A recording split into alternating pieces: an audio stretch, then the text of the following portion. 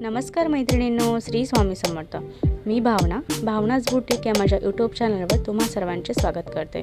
मैत्रिणींनो, आज आपण या व्हिडिओमध्ये बोटनेक ब्लाऊज बघणार आहोत। व्हिडिओ खूप छोटा आहे, तर पूर्ण पाहावा। व्हिडिओमध्ये आपण पूर्ण ब्लाऊजची स्टिचिंग जी आहे ती केलेली आहे, फक्त बॅक साईड आपली राहिलेली आहे।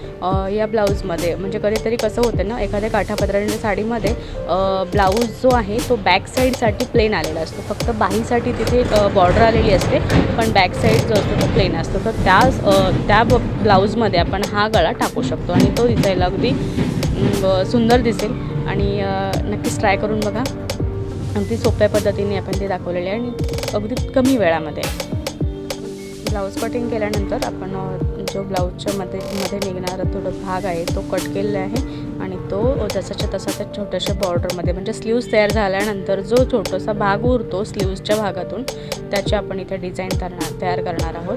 तो व्यवस्थित मार्क करून स्टिच करून घेऊन त्यावर एक प्रेस सिलाई मारू, व्यवस्थित मार्क करून घेऊया आणि मेन फॅब्रिकवर आता तो जोडून घेऊया।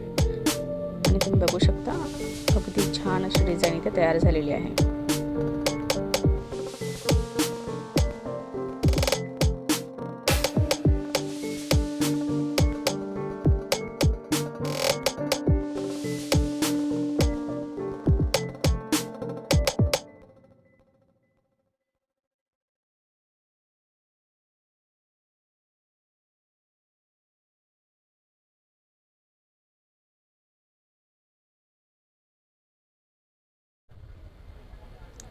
ब्लाऊजचा जो सेंटरमधला भाग आहे आपण तिथे एखादं लटकन लावू शकतो फॅब्रिकपासून बनवलेलं, किंवा पाईपची लेस पण आपण तिथे लावू शकतो, किंवा एखादा शो बटन लावूनसुद्धा आपण तिथे डेकोर करू शकतो, म्हणजे ते दिसायला अगदी सुंदर दिसेल। आपण आपल्याला जे वाटेल ते आपण तिथे एखादा फ्लावर लावू शकतो, एखादा बो लावू शकतो।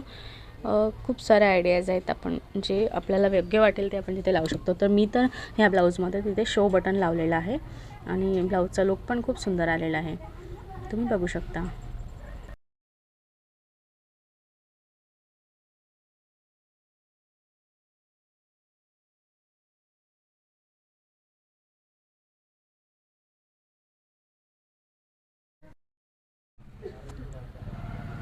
अगदी कमी वेळेमध्ये आपला ब्लाऊज शिवून रेडी झालेला आहे।